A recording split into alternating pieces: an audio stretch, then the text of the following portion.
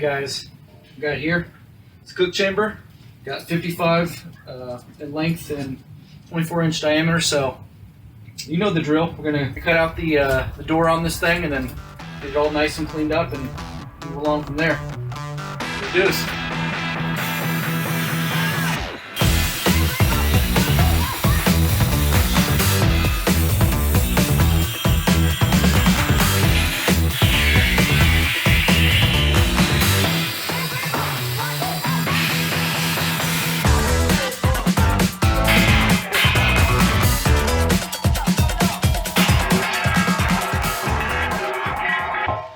Let me know when it's about to fall out so I can get it on film. What's that? Let me know when it's about to fall out so I can get it on film. Did you not get it on film? Nah, I did.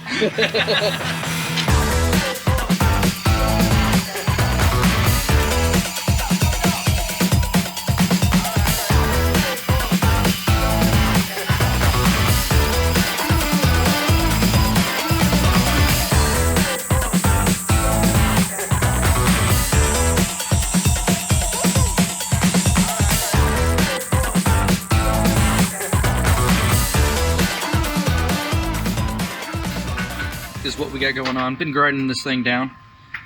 That was that big gnarly weld, but we got some daylight. Well, you'll make it out right here. We got daylight showing through. This is like they were learning how to mate things up kind of deal. So that's not even, it's not even. So, but we're gonna try to fill up daylight. That's the plan right now.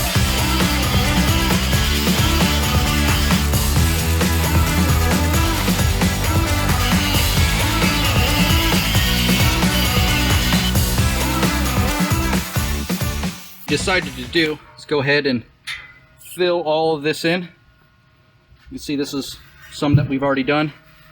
And we're going to fill all that in, try to smooth it out a little bit. Oh, good God! Oh.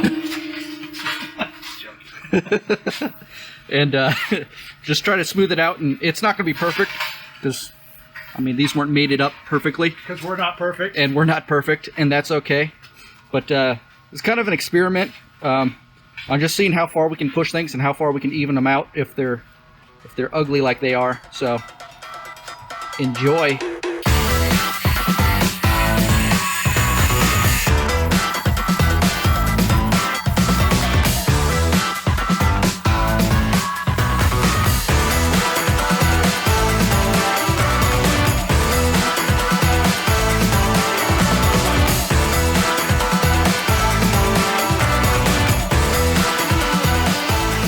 There we have it, magic eraser. It's not perfect, but it doesn't need to be.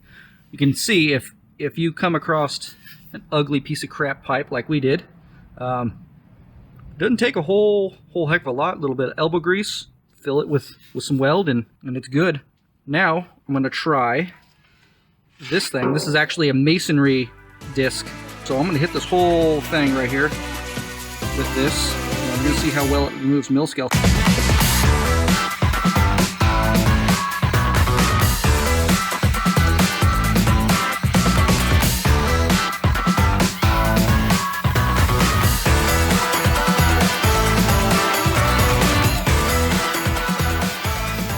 I would say that's faster because it's hitting more surface area. This isn't a new drum either. Yeah. That's taking a little metal off. A little more metal off. Yeah, for sure. The sanding drum on the Restorer seems to be faster still.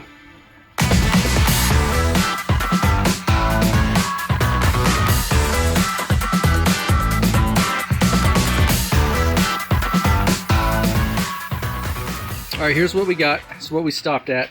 So, kind of an experiment since this is our first try at this. We didn't end up taking down any of the mill scale. We started here, but we did over here. We took this down. We used the Restorer with the sanding drum and then followed it up with a benchmark paint and rust stripper disc. Came out real nice. Since this was going to be the bottom, we went ahead and did the bottom because if we decided we really liked this after finishing it, yeah, it was going to be a pain in the butt to get to the bottom. So next we're going to tack on the end caps, put some hooks on this son of a gun, and then try to get it up on the frame. You think you can cook 200 pounds of meat in here? Cook 200 pounds of loring.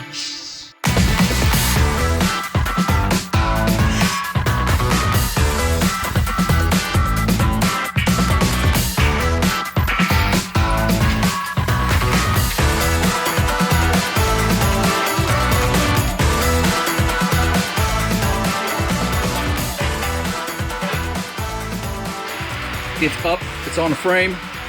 Look at those legs. Reminds me of Barry Sanders. So thick. We gotta twist it a little bit, fudge it forward a little bit once we got it up here. Instead of making this top dead center, rolled it down a little bit. So by rolling it down, basically give myself a little bit of space back for that pull-out shelf so I don't eat up valuable cook chamber space. But Lauren's gonna tack it in now, just to make sure it holds in place and doesn't move on us. And then we'll keep trucking. All right, got cook chamber up here. Working on the firebox at the same time. We're marking up a firebox in the cook chamber so that when we made them back up, we know exactly where it needs to go. And there ain't no messing around trying to level it off. We've already done it. All right, I know I said we were gonna leave it naked and just kind of see how it comes out in finishing, but also in that pursuit of finding a better way to remove mill scale. I was doing some research and I found that you could use white vinegar. So we're going to use this as an experiment. I'm going to do a quick spritz of this vinegar. Then when I come back on the weekend, see if it actually removed anything and to what degree.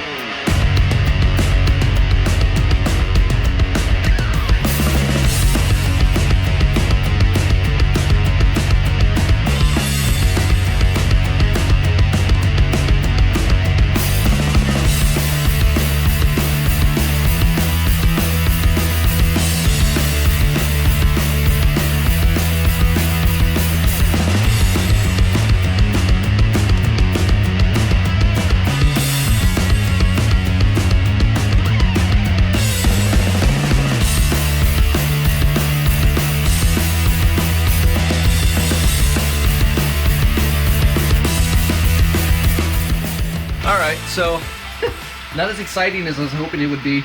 It looks like it did something, but not nearly what I was expecting. I spent many hours trying to clean this thing up before. So, if I can spend 5-10 minutes a day just kind of doing this, might be worth it. Alright, let's clean it up. This is about maybe 10-15 minutes with the restorer. And then on the inside here, it really did just a fantastic job. Not so much on these end caps, in addition to the end caps on the inside, end caps on the outside. So all you see all this stuff here, we actually had to hit that with a grinding wheel. It wasn't coming off with the restorer at all. But on the rest of this, I mean, it took no effort to get this off. We ended up taking a shop vac and a Scotch-Brite green pad and just put the shop vac back behind the pad and just scrubbed it off. And this is what you get. To get it to where it is, what you're seeing here, that was about an hour of investment versus the probably, I'd say 8 to 10 hours that I had previously already invested into cleaning this piece up.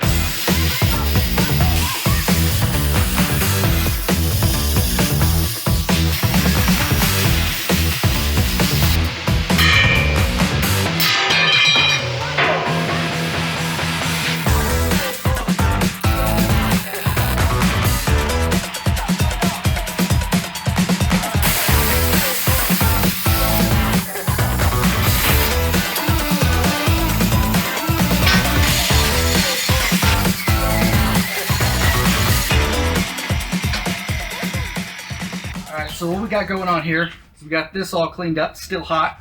We got some tabs tacked in here to hold this up. So we're going to set it in place and just see how warped this door is.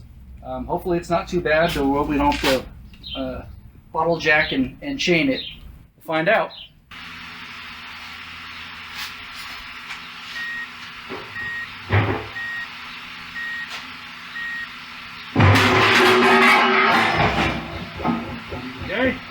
Alright, let's try this again.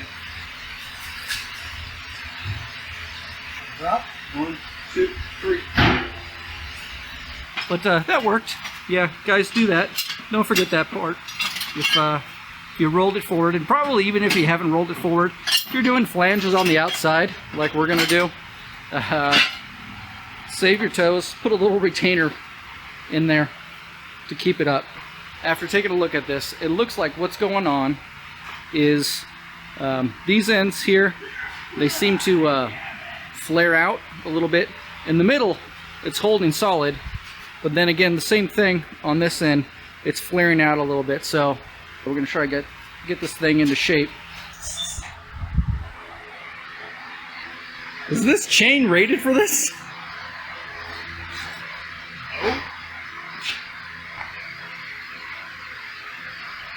Is it flexing? Dude, I don't want to get close to it. Oh yeah, I see it move a little.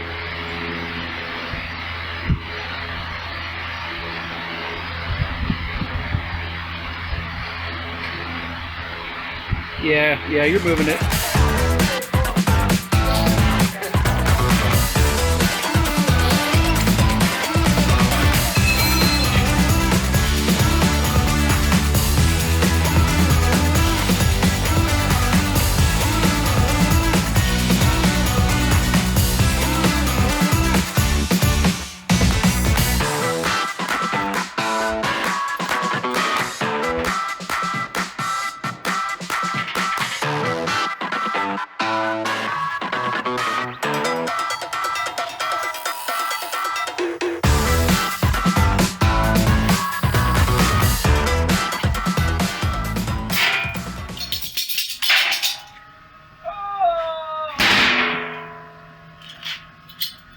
Hey, it didn't fall off.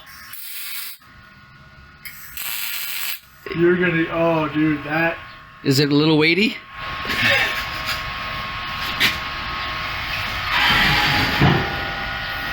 Brittany's gonna thank me because of how buff you are.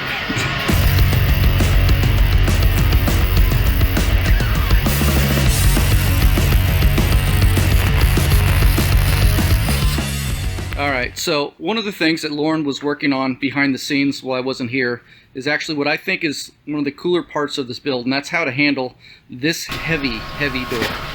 Oh my god, dude, you're gonna get so buff. Let's go ahead and talk about what Lauren did here. And Lauren, you want to say a few words on that? Yeah, so this door was really heavy. I mean, you had to pretty much power bench press, I don't know the technical term, to get it up. I think I originally came up with the idea, and then Chris found something later. I was thinking old trucks, big heavy hoods, truck hinges.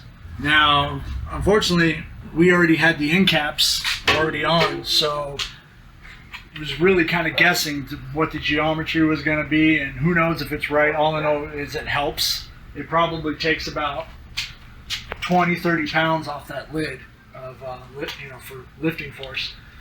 So basically all I did was figure out where the hinges need to be, so I wasn't going to impede with anything, or the hinge springs were going to be where I wouldn't impede anything.